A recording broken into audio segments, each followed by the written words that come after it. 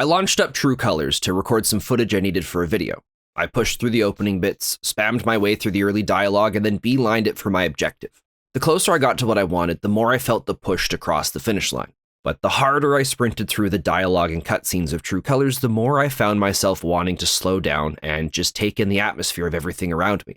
I think due in part to this being a game that I've held fondly for it not only being from a franchise that I love, but also the first one that I got to play through with someone else that was really important to me. Eventually I got to the part I needed, collected my footage, and closed down the game. But for the next little while after, what was originally supposed to have been a nice and warm moment as I revisited part of a game that I held fondly, became something that left a bitter aftertaste in my heart.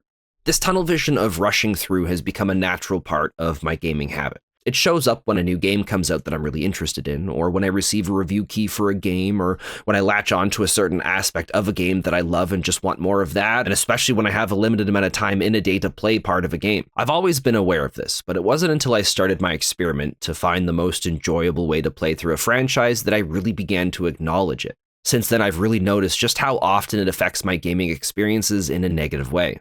Over the last few months, I've been trying to pay attention to when the tunnel vision kicks in or when I feel rushed from lack of time. The moments I catch it early enough, I've been able to take a step back, relax, and continue on as normal. And I've been enjoying some games more than I would have otherwise thanks to it. Unexpectedly, this has also even started to bleed into parts of my everyday life where I didn't even realize this was happening. So whether you've noticed this in yourself or not, for the sake of your gaming enjoyment, I recommend paying attention to how you play your games, and if you realize it's something that doesn't affect you and it never has, then tell me your secrets! Tell me how it's done!